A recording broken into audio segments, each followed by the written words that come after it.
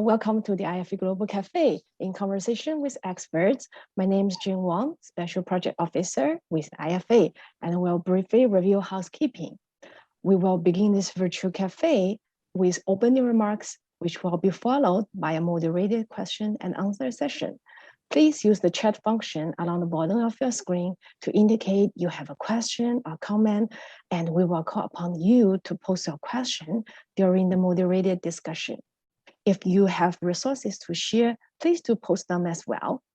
The virtual cafe is recorded and streamed live on the IFA Facebook page.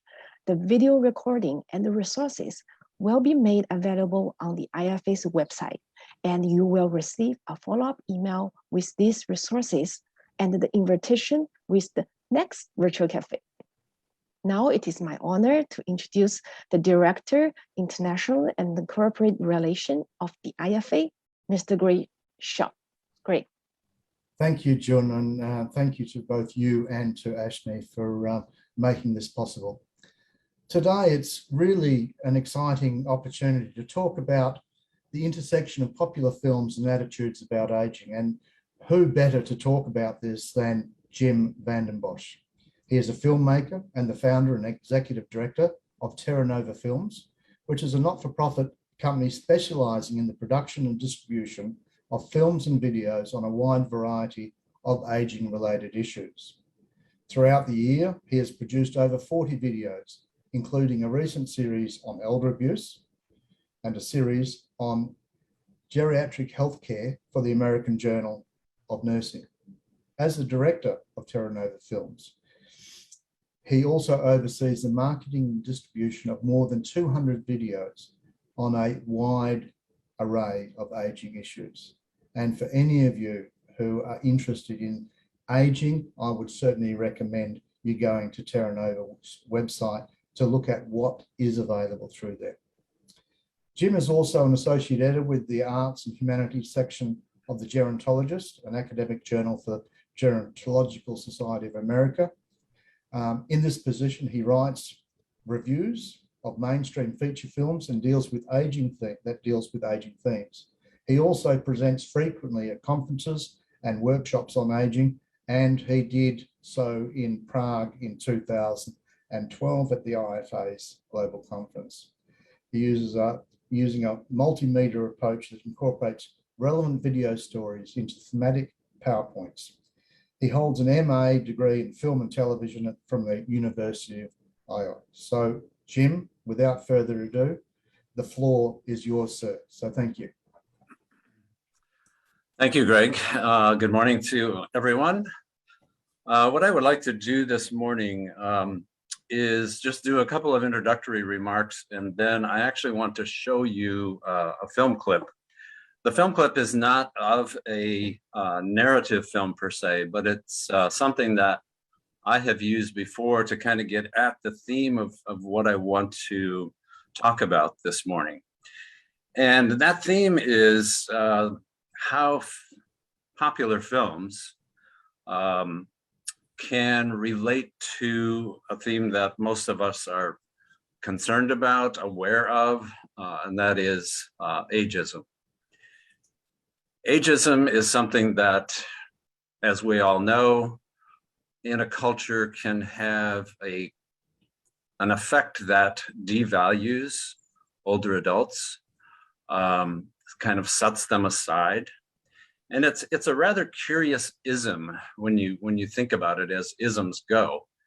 And I'm going to say a little bit more about that later. But if you think about it, ageism is really a denigration of our future selves. We often don't think of it that way, but inherent in all of us, I think, is this concern and fear that we have about growing older. And unfortunately, that fear has kind of taken hold in a lot of our cultures and made it difficult for us to really look at that fear clearly. And so we have it kind of internally living inside of us. And it comes out in a lot of different ways. And it also comes out in film, because if you think about it, film is kind of a big societal mirror reflecting back to us certain attitudes and thoughts and perceptions that we hold as a society or as a culture. But not only does film reflect those opinions back to us, it also serves as kind of a multiplier or an enhancer of those very perceptions and attitudes that we carry. So film itself is reflecting a certain kind of ageism in our culture, and it may also be reinforcing it. So I think that we have made a fair amount of progress, especially those of us who work in the aging field. We struggle very much with this, and we try to present aging in a non-stereotyped way, in a way that counters ageism. One of my concerns is that as we do that, we have found a way to do that which challenges those perceptions, but what that could leave us with is still kind of an overt ageism that we're not aware of. And I want to now show you this clip. As you're watching this, this is a clip actually that was done by AARP. And it's called What Millennials Can Teach Us About Aging. And when you watch the clip, you will see that it's interactions between millennials and some older adults. What I want you to watch in this clip and see if you can spot kind of still some covert ageism that's going on, and we can discuss this more later. So June, if we could show the clip. Hey, how's it going? You can stand right there, that's Remark. How you doing? I'm great, how are you? Great. Awesome. Just tell us your first name and your age. My real age? My name is Paolo. I'm 25 years old. My name is Daniela, and I'm 19. 24. 35. 31. 33. I'm 26 years old. What age do you consider to be old? Late 40s? Maybe 50. I feel like 30 is a new 20, so I'd say like 40 is old. I'd probably say 50s. I'd like you to show me how an old person would cross the street.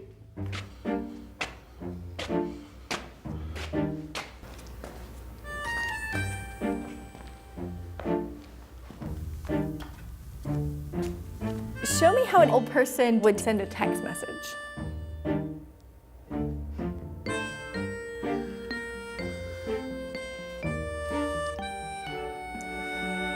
How might an old person do a push-up?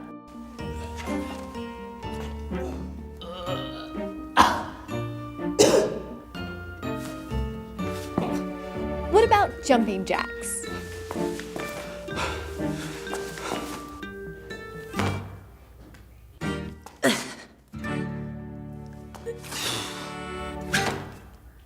Okay, hang on. There's someone I want you to meet. Hello, I'm Birch. I'm 66. Hi, I'm Daphne, and I'm 68. I'm Dee, and I'm 55. George Fassbinder, 75. Wow. My name is Parvati. I'm 70. Nice to meet you. Nice to meet you. We're gonna give you about 2 minutes to teach each other something that you are good at. I can teach you a jump that I do. Okay, please. Both of your legs go up, and your arm goes up, and your left arm goes like to the side. Ready? Okay. 1, 2, 3. Lift 1, 2, 3. And bring it to your heart. And bring it to your heart. Add the head in. Yeah. You want to try to get your balance and raise up. Now you can bring your legs and your feet up. It's hard, right? Yeah. 1, 2, 3, 5, 6, 7. So when you come out of a turn, either way, you go back to that basis. Over. Now forward. Over. Yeah. Square it like this, and give me a hook. Hook. Jab, cross, hook, and then we'll go like this, all right? 1, 2, 3. Now, what age might you consider to be old? Probably 80 or 90. He could just do everything that I told him to do. An age that I would consider to be old now might be 100. Do you remember what you said? Yeah, I said in the 50s. I thought that would be old. But when I thought about it, like, Wait a minute. Can I tap? I can do it. It really changed my thinking of what old is. You've taught me something today. Clearly, there's no way she's old, you know? Now I know from today, hey, I don't look at age. At my age, I feel like I did when I was in my 20s. There's so many things that I still want to do. There's so many things that I can do. As long as I'm growing and learning, then age doesn't matter. When people start stopping, that's when they start getting old. I hope that you also noticed that they were talking about age in terms of what older people could still do compared to their younger cohorts. And when you peel back the surface of this, that's where I think still the kind of overt ageism is still there. Because actually what these film clips are saying is, we're pushing back what we consider to be old, right? So 60s, 70s, that's not old. But when we hit 80, 90, okay, now we're talking about old. What the film does not do at all is still address how our culture feels about oldness. All we've really done is push the number back. And we've also defined oldness in terms of youthfulness. That is, we're not old as long as we can do a lot of things that we could do when we were younger. So to me, that kind of still begs the question of what the core of ageism is all about. I think ageism, by its nature, is denigrating oldness. So one of the responses, and I think a lot of gerontology people are guilty of doing this as well, one of the responses is, as long as we can remain youthful and vibrant, then we are countering ageism. But I think a deeper question for us to consider is, when we do that, of what value are people who are old? And I think when we pick up that question and look at it more, that's where I think the real challenge of confronting ageism lies. So getting to film, I think that film is often doing the same thing. If you look at a lot of the more recent films that have older adults, older characters, there is usually in the storyline some challenge that these older people need to overcome, and it's usually oldness. So how do they overcome oldness? They remain vibrant, they get better, they feel better, they kind of take away, peel off some of the years and remain vibrant.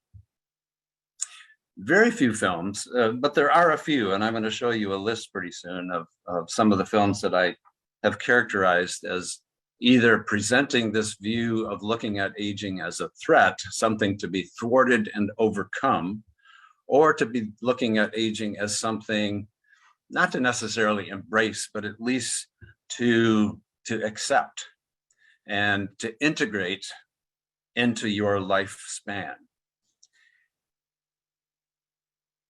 So, as I said, the movies kind of pick up this theme of what we saw in this clip, and that is, in order to counter ageism, we look at what can I still do as an older adult? And it's not so much looking at that question that interests me. The question is, who am I becoming as an older adult? What is the core of my life? I heard somebody recently talk about this, which I thought was kind of helpful. And she put it in terms of, if you think about a resume versus a eulogy. A resume, when you put forward a resume, you're putting forward your accomplishments and usually focusing on your productiveness and what you have done or can do. If you think about a eulogy, and unfortunately eulogies often happen after we're dead, but a eulogy celebrates who you are or were as a person. Who are you at your core? How did you relate with other people? Those are the questions which I think we don't pay enough attention to when we talk about oldness, because that does not go away. Our personhood does not go away as we get older. Our personhood does not go away even if we are struggling with dementia or memory loss. Our person, our core of our being is still there. So those kinds of films that treat that very question with some depth and respect are the kind of films that I really look for and am so happy when I see them. And as I said, they're rather rare. Now, I want to say just a few things about why ageism has the roots that it does and why it seems so difficult to really counter in our culture. A few years ago, I gave a presentation to a group. They had asked me to talk about ageism in media and film. And I remember I opened my presentation. I said, I'm going to do just an informal survey, and it's just one question. And the question was to the group, how many of you are really looking forward to dying? And the response was silence, and kind of a shocked silence, and some nervous, a little bit of nervous laughter.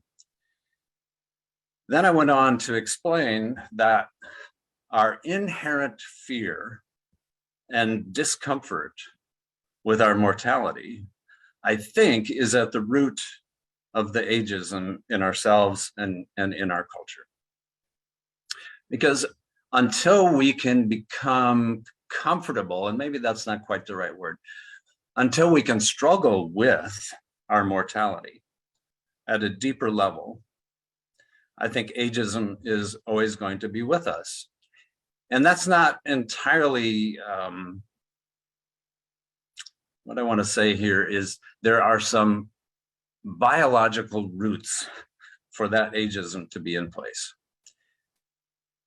Because part of our brains, the primal and what we sometimes call limbic part of our brains, is something that we share with all animals. And it's that part of our brain which alerts us to a threat. Our conscious brain also knows that we are mortal. And whenever our conscious brain begins to think about that, our primal brain at some level may kick in and say, we have to avoid that. Because that's what the purpose of the primal limbic system was, to either fight or flight. And so our response to our mortality is usually fight or flight. We either fight it, try to thwart it, or we make jokes about it, we go into a denial state about it. That is why I think you see so many films that treat aging with either derisive humor, or I think the better films treat it with some laughing with humor. You can either laugh at or laugh with. And there are a lot of films, and I'm thinking of a recent series called The Kaminsky Method. I don't know if any of you are familiar with that or have seen it. Uses mostly humor. It's a constant stream of one-liners about the experience of growing older. If you haven't seen this, take a look at it. It's a series. I think it's in its 3rd or 4th season now on Netflix. And I reviewed this film some time ago, and I also showed it to a group of students that I was teaching about a course on film and aging. And my first reaction when I saw this series was to really kind of be uncomfortable with the way that it was treating aging and growing old, the aging experience, with all of this humor. Then I showed it to my students, who were millennials, and they found it quite enjoyable and humorous. And I was kind of surprised that in that context, I also began to see some of the humor in this series, maybe from a little bit of different perspective. I didn't feel quite as much laughed at as being laughing with. However, before I put this presentation together, I thought I better go and look at another one of these programs, and I did, and I still come away with the same feeling of there's just not a real serious grappling with the experience of aging. It is all treated with kind of a veneer of humor. And I think this is what a lot of films that deal with the experience of aging do. They either try to overcome it, their characters try to overcome it, or they treat it with a ton of humor. The other thing that I'm aware of in film, and this comes out of kind of how most films are put together. If you think about it, most films deal with conflict of one kind or another. For there to be kind of an interesting story, there has to be this arc of conflict, overcoming conflict, and with some resolution.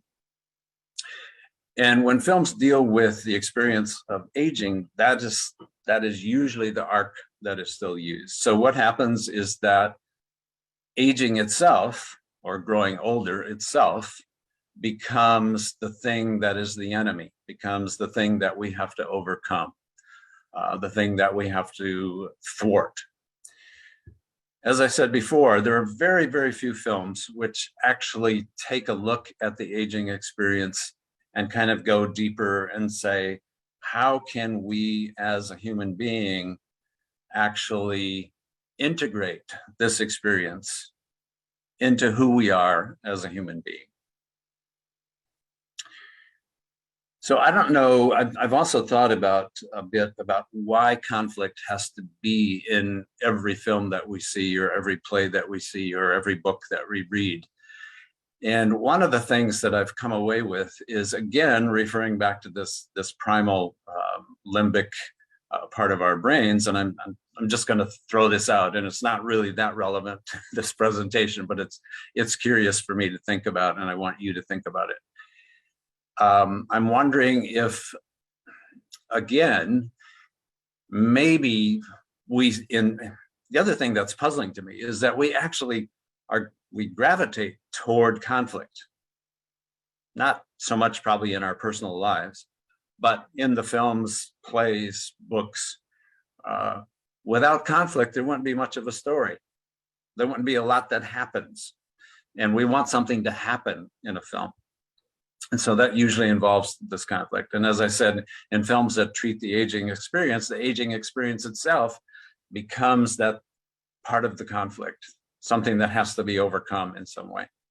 And I think, again, this is my guess, is that we could be practicing, in some sense, our fight or flight muscles, because we don't have in our everyday lives a lot of fight or flight situations.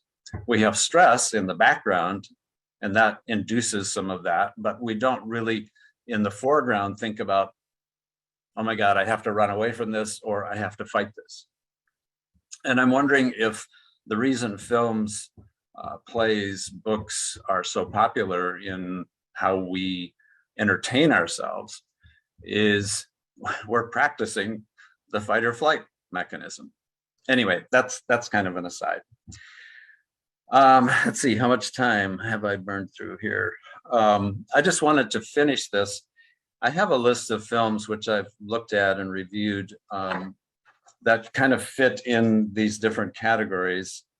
I'm not going to put them up now, but I'm going to refer at least to two of them and kind of tease out how this happens in these two films, this theme that I'm talking about. Either seeing aging as a threat, or seeing it as something that we need to integrate into our lives. And those two films are both done in 2012. One of them is called Still Mine. I don't know if any of you have seen that film. It's a Canadian film set in New Brunswick in a rural community. And it deals with the challenge that an older couple is experiencing around the wife's memory loss, increasing memory loss. And as the story unfolds, the husband, who is himself 87 years old, but in very good health and very feisty, decides that he's going to take it upon himself. He has a lot of carpenter skills handed down to him from his father and has built some houses before. And he says, we need a new house, because the old house they lived in was a 2-story, drafty old farmhouse. And one of the things that happens in the film is that his wife has fallen down the stairs, has broken her hip. And even before then, he realizes that he needs to provide a different place for them to live, a 1-story a 1-story house. And so the whole film is the process of him building that house and coming to terms with his wife's memory loss. What provides the conflict in that film, rather conveniently off to the side, is that the provincial powers that be, the building inspectors, find little minutia problems in the way that he's constructing that house. And so there gets to be a real conflict between him and the building inspectors, and to the point where they threaten to bulldoze the house that he's building. So here's a film which treats some aspects of aging. And what I like about this film is that even though the older character, played by James Cromwell, is somewhat feisty and can be prone to outbursts of anger, in the end, he actually comes to terms with his wife's memory loss, realizes that he cannot do anything to stop that, but what he can do is integrate it into their lives together. And one of the ways he's responding is by accommodating her memory loss and her increasing frailty by building a different house. Compare this film to another film that was done in 2012 called Amour. I suspect that most of you might have seen the film Amour, done by Michael Haneke, a well-known Austrian filmmaker. That film also takes an experience that is a huge threat when it comes to many of us who age. Some of us encounter pretty severe health issues. And his wife also encounters a huge health issue in terms of a stroke, and then later another stroke, which renders her pretty incapacitated. And the whole arc of this film is how they deal with this together, and particularly how the husband eventually deals with it. If you watch those two films side by side, you can see in the Haneke film, Amour, almost a very Canyon-esque, claustrophobic view of how they are dealing with this, not just dementia, but this disability that his wife has encountered. Most of the film is set within their apartment where they live in France. And it is almost toward the end becomes numbing and overwhelming in showing the process of her deterioration and the kind of despair that she has and that he has in trying to deal with it. And I won't tell you the ending. If you have not seen the film, you really need to see the film without me telling you the ending. But the difference between how the threat of disability is portrayed, the difference between these two films is night and day.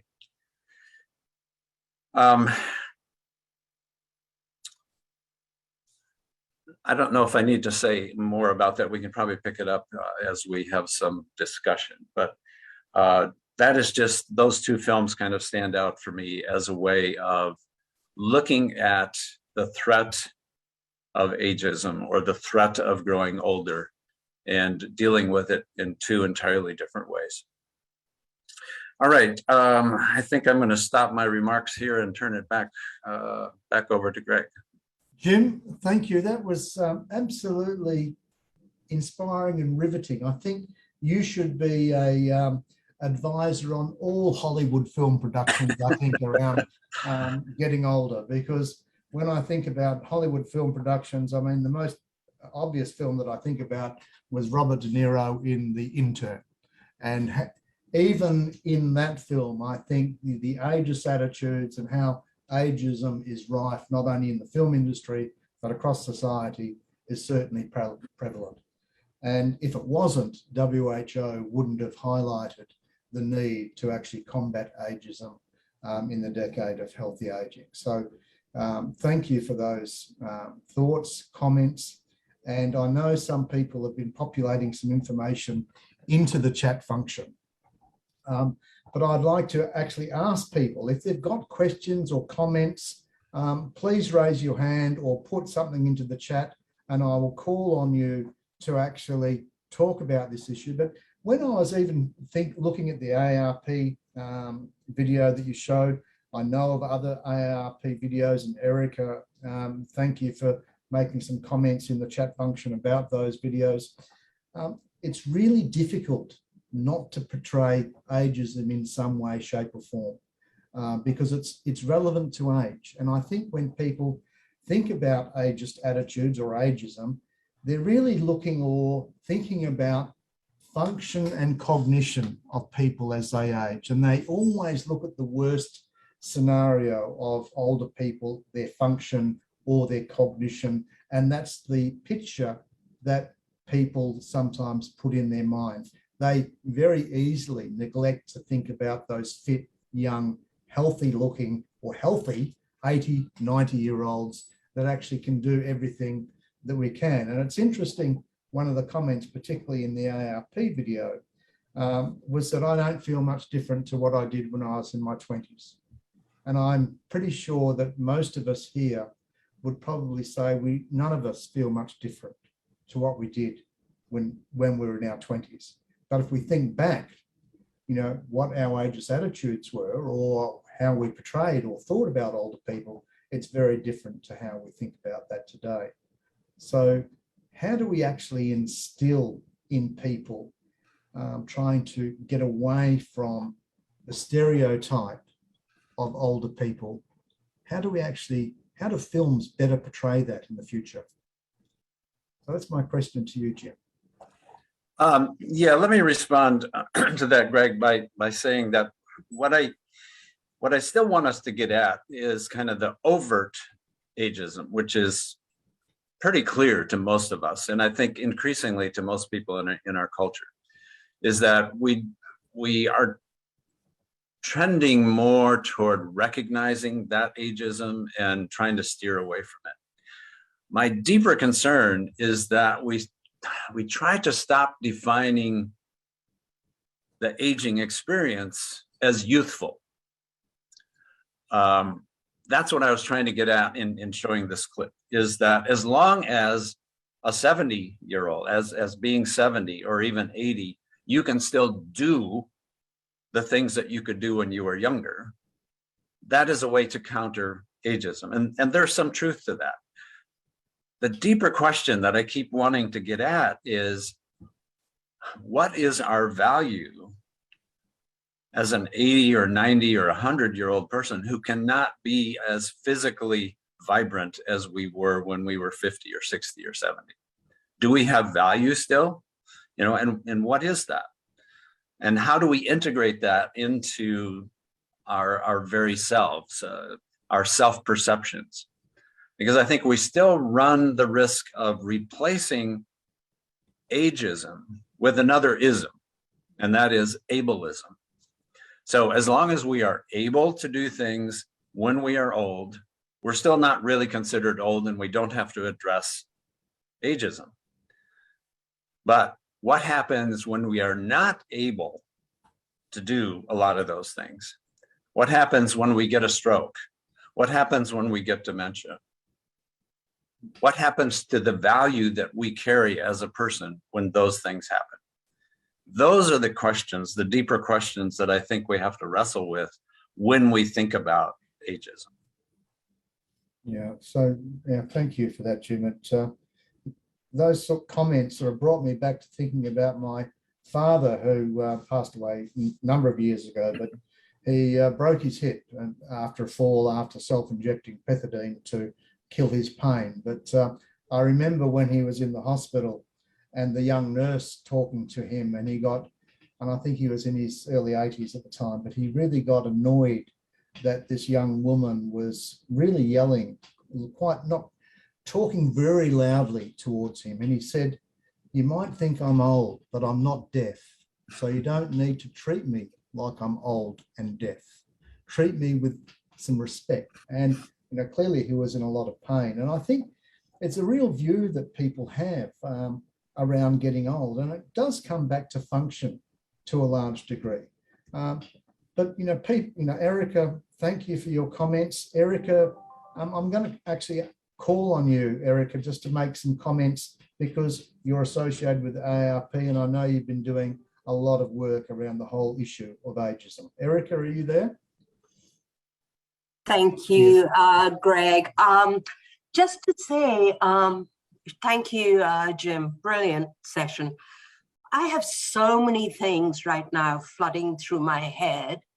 I don't quite know where to start. I put in the comment this notion of ageism, right, that runs through the life course. As WHO noted, 1 in 2 persons have ageist attitudes. So I know, for instance, my 30-year-old kids will talk about the 20-year-olds as being absolutely, can't understand them, don't know what in the world they're doing with their lives, and so irresponsible because they're so whatever. So it's like the different phases of life that have these ageist attitudes. But I also want to ask you, this whole perception of the portrayal of older persons can go both ways, right? And it can raise these issues of class. So with ARP, we also talk about where you are born, what zip code in the United States. It can vary from neighborhood to neighborhood how you age, and that is on the social determinants of health or on your educational levels. And we need to be a little cognizant. Yeah, Hollywood can portray everybody as aging beautifully. And I know I'm sounding contradictory here, but I also want to be a bit of a realist in that not everybody is aging beautifully and fabulously. And it shouldn't be a stigma that because they're not aging beautifully, they've done something wrong. I was in a meeting with an ARP colleague, and we were talking about all of this, about healthy aging, and if you don't smoke and you don't drink, you can live to whatever. And she had just been diagnosed with breast cancer, and she flipped her lid. And she said, "I have done everything right in my life.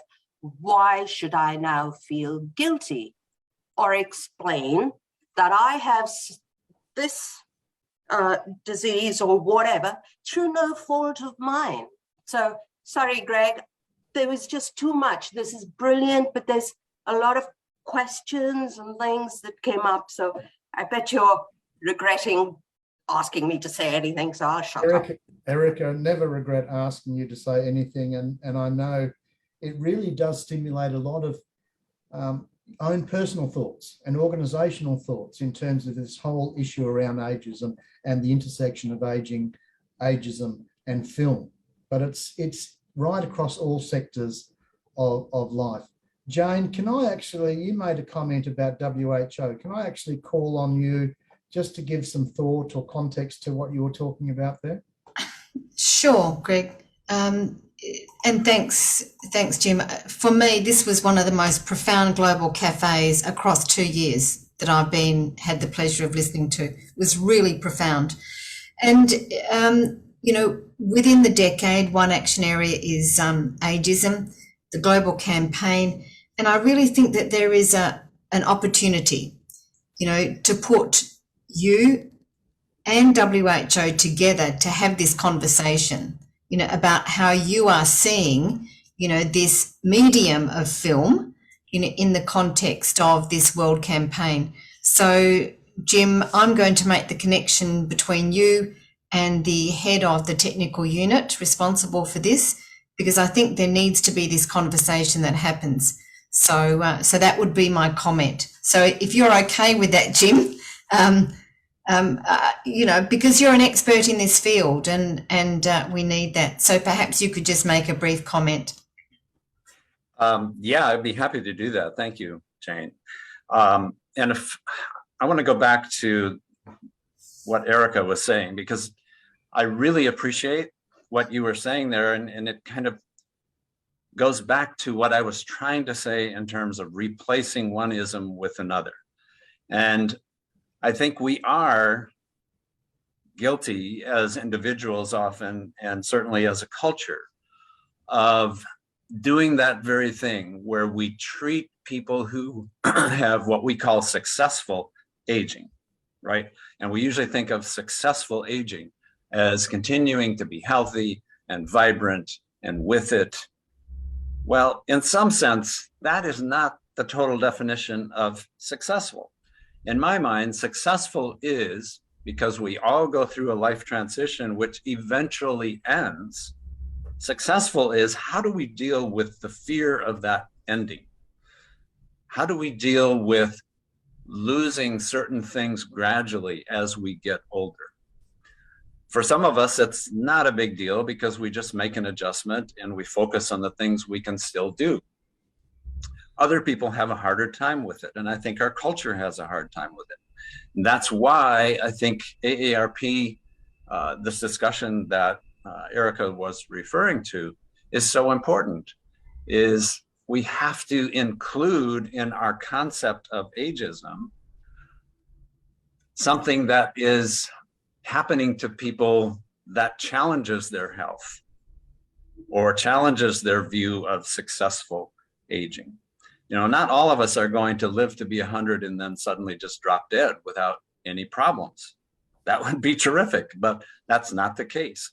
So as a culture, as a society, as individuals, how do we deal with the losses that will probably come our way, some greater, some lesser, as we go through the life transition into our mortality?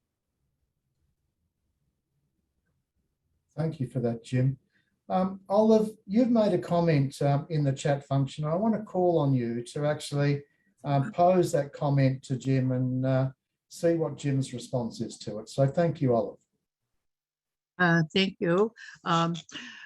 Jim, I'm wondering why we always focus on a disease or disability about growing older, when 90% of people out there are doing their thing. They're very resilient. They're when the challenge comes up, they find ways to deal with it. We never see or hear anything about that. The focus is always on disabilities or disease. So no wonder there's ageism. Mm-hmm. We never see the people out there who are dealing with growing older, and it's not a big issue. So how can we get more of that? Yeah, I think it harks back to, I'm sorry. Yes, yeah, no, that I was finished. Okay. I think it harks back to what I was saying earlier about the need for drama in the stories that we are that we seek out to entertain ourselves, whether that be in theater, in a novel, or in film. There has to be some arc of drama. And the drama usually has to center around, and again, I'm trying to tease this out in my mind why this is, but the drama centers around conflict or a challenge of some sort. So if you have a healthy older adult, you know, and there's no conflict in their lives, what story is there? I wrote a series of reviews recently about not romance, but love as it happens among older adults. What's the experience of sexuality and love, and how is this reflected in film? And if you were to have a film which presented everything as peachy keen and there's no conflict, it would not be a very interesting story. It might be a rather boring film. So not only around romance and love, but also around all the other experiences that we go through in our lives, I think that the need for conflict is what creates this disproportionate look at the problems of growing older. So we have to introduce something that is a threat, and then we have to find a way in the film or the novel to either overcome it or we become the victim of it. And yeah, go ahead. Yeah, I think in all aspects, there's lots of conflict. I was subject of a documentary called Never Too Old, and it followed me through the last year of getting my PhD. And there was lots of conflict there, and it had nothing to do with, you know, your inability, but it was more of well, you can imagine the conflict of getting your PhD at age 82, and how it was dealt with. There was nothing about ableism or anything like that, but you know, I think it was a good example of showing that there's lots of conflict for older adults as they progress through their aging journey. And it has nothing to do with disease, has nothing to do with disability. It has to do with aging. Mm-hmm. Mm-hmm. And how we deal with it. Our resilience, I think, is, but we don't hear too much about the resilience of older adults. And I think it would be so important. Yeah, no, that's a good point. And that's why I said when I see a film like that, it immediately attracts my attention because they are rather rare. Yeah. Let me just make one more comment to kind of illustrate this. If any of you have seen the recent film, The Father, which portrays, it's Anthony Hopkins, does a wonderful job of portraying somebody who is living with increasing memory loss and the effects of dementia. I wrote a partial review of that, and some other colleagues of mine wrote a review, and one of the colleagues tried to give a different ending to that film, which I think was quite valuable. If you have seen the film again has this kind of unrelenting despair on the part of both the older person who is experiencing dementia and his daughter, who is at her wit's end trying to figure out how to deal with her father and his dementia. And what this other colleague of mine was pointing out is that certainly you can introduce this as a genuine conflict that a lot of people have to deal with. But there is a different way of treating the arc and not having it just end in all of this despair. But there would be a way for the daughter to deal in a more healthy way with her father's mental disability. So I think, again, we have to search for ways that are more integrative when we talk about the aging experience, and less in terms of we have to either treat it with humor, or we have to set it aside, or we have to become its victim. Thank you for that, Jim. I'm going to call on just a couple more people to pose questions or comments. I know we've got 8 minutes to go. Christine Kobus, you made a comment in respect of a yoga class. Then I'm going to actually ask for Cynthia to come in. So Christine, are you available to have a... Hi, yes, I just, you know, whenever I heard Jim talking about that it's important to focus more on what you're becoming as you age instead of what you are able to do or capable of doing, that saying that I saw written on the wall of the yoga class made a lot of sense to me, that it's true. We don't, you know, even when we start up a conversation with a person, anyone, we tend to say, so what are you up to these days? Like, what are you doing? Like, you know, and that's really hard on a lot of people that are not, that don't see themselves as quote doing a lot.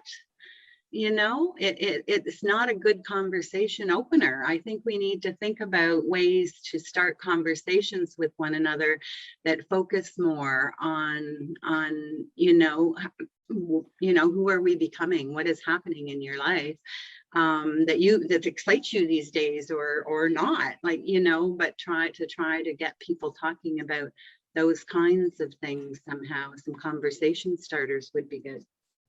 Thanks for that, Christine. I'll call on Cynthia. If you could make your comments, and then I'll ask Jim to respond to those two comments or questions. Okay. Thank you. So thought-provoking. Thank you.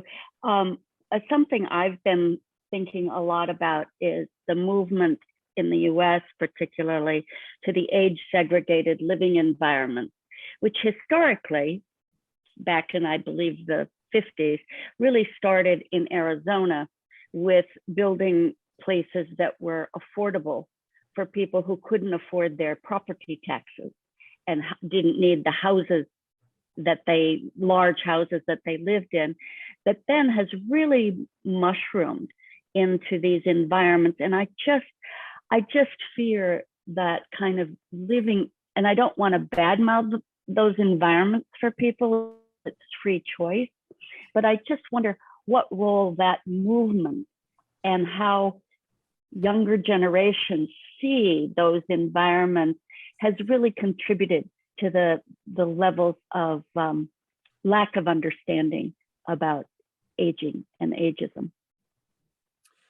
Yeah, that's a good point, because I think one of the casualties of ageism is that we tend to separate the generations because the younger generation is taught to think about aging as something that they don't want to think about.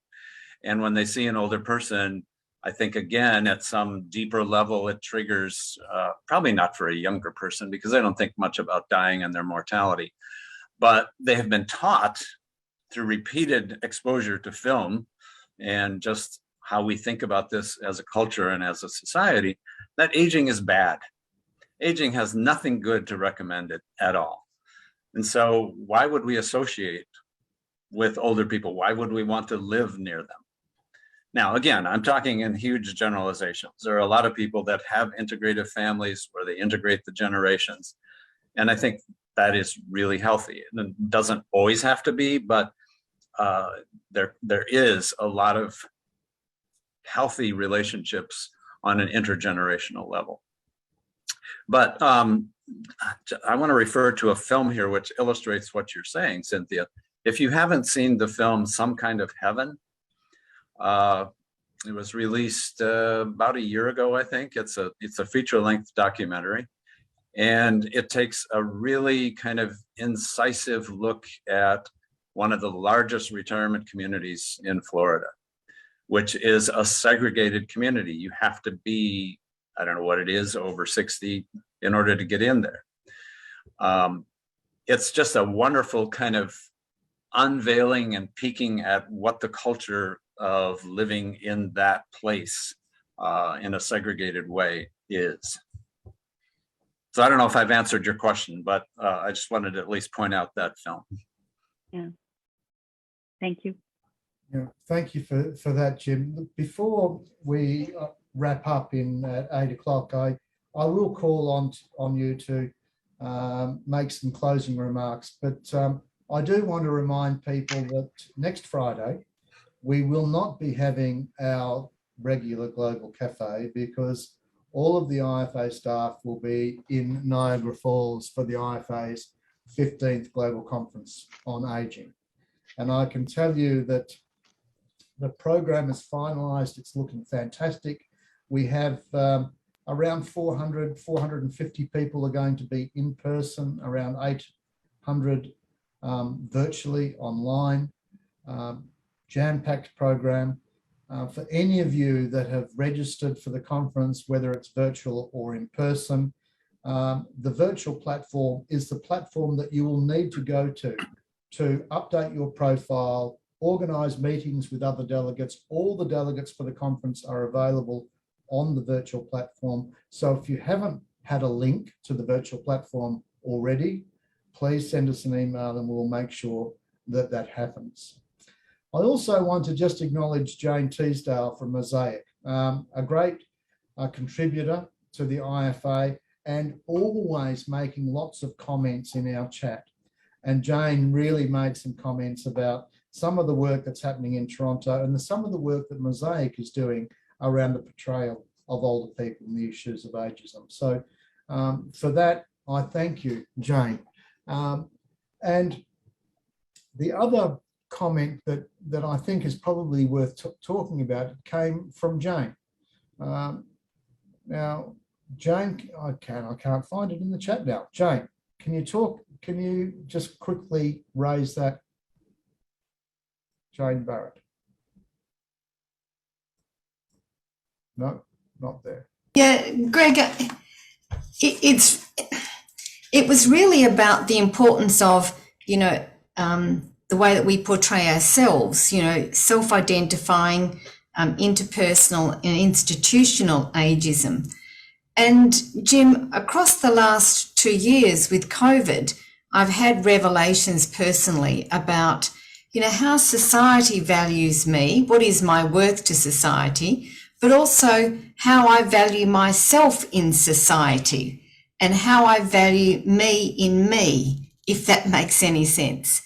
And I think it really is a watershed moment for many of us, about, my worth is in this form of IFA. And that's how society measures my value. And so I'm moving to the stage of how do I value myself without IFA? And I think it's there's a lot of tension, in that process as an individual. But I think that also says something about the way that society portrays people as they age. And with that, Jane, thank you for those comments, because it certainly brings home, how my father, when he passed away, thought. He said he wouldn't be remembered for the amount of money he made or the work that he did. He would always be remembered for the value that he added to his children, society, and the people that he met, not monetary, but in terms of his interpersonal relationships. So Jim, final takeaway comments before I thank you for this inspiring talk today.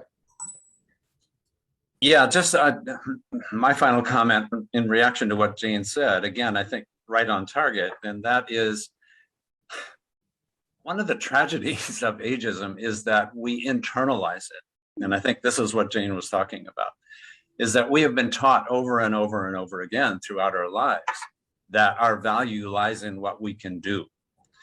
And that's not all bad. I mean, we are meant to be as productive as we can be as an individual. But I think there comes a point when we begin to question and realize that we have to dig a little deeper if we are to make sense of our lives as we get older. Because as we get older, some of our capabilities may wane. Does that make us less valuable? That's the question. And I think as a culture would say, yes, you are less valuable. And COVID has just shone a bright light on that. Who are the people who have died of COVID? Largely older people. Why is that? Well, we don't put things in place that will enable them to cope with COVID. And so we see that over and over and over in our culture is kind of setting aside, denigrating, devaluing older adults. And we pick that up internally, and it's part of what makes the process of aging so fearful. You know, it has been demonstrated again and again that as a culture in our society, we do not value the experience of getting older and what we as an individual, as an older person, can still be and contribute as we get older. Jim, you have been inspiring to us all, thought-provoking, great session, one of the best, I think, and really interesting topic, this whole intersection with film. I don't want to finish up by saying I've probably forgotten a few people, but I do want to connect Ken Howe with you, Jim. I know that Ken made a comment in the chat box about perhaps you linking with him, so we'll make sure that that happens. But I want to thank you for today, and I look forward to our next Global Cafe, which will be next Friday week. We won't be having anything next week. So thank you. Good morning, good evening, good night, and look forward to seeing you next time.